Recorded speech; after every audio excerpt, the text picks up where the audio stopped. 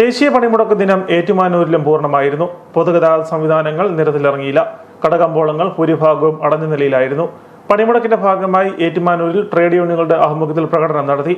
ഏറ്റുമാനൂരിൽ CITUവിന്റെയും AITUCയുടെയും നേതൃത്വത്തിൽ KSRTC bus സ്റ്റേഷനിൽ നിന്നും ആരംഭിച്ച പ്രകടനം നഗരം ചുറ്റി പടിഞ്ഞാറേനട പേരൂർ ജംഗ്ഷൻ വഴി സെൻട്രൽ ജംഗ്ഷനിൽ സമാപിച്ചു.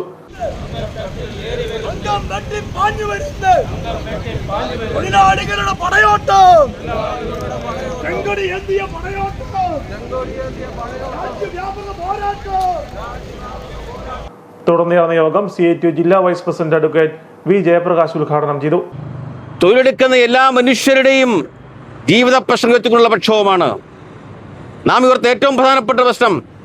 ഇന്ത്യയിലെ 90% തൊഴിലാളികളും എല്ലാ നിയമങ്ങൾക്കും എല്ലാ തൊഴിൽ നിയമങ്ങൾക്കും പുറത്താക്കുന്നതാണ് 4 കോഡുകൾ.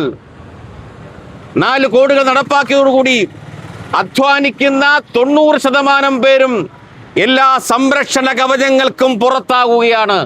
ഇതാണ് ഈ സമരത്തിന്റെ അടിസ്ഥാന പ്രശ്നം. രണ്ടാമത്തത്, കൃഷിക്കാർ മുന്നോട്ട് വെക്കുന്ന ആവശ്യങ്ങളുണ്ട്.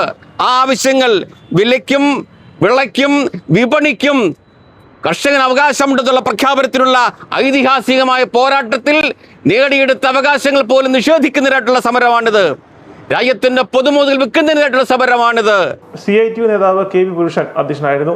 വ്യാപാര വ്യവസായ സമിതി സംസ്ഥാന general secretary ES Biju, CPIM area secretary Babu George, PS Vinod, Geetha Unnikrishnan, KP Sreeni, MD Varkey, trade union നേതാക്കളായ advocate Prashanth Rajan, Santhosh Philip, TV Bijo എന്നിവർ പ്രസംഗിച്ചു.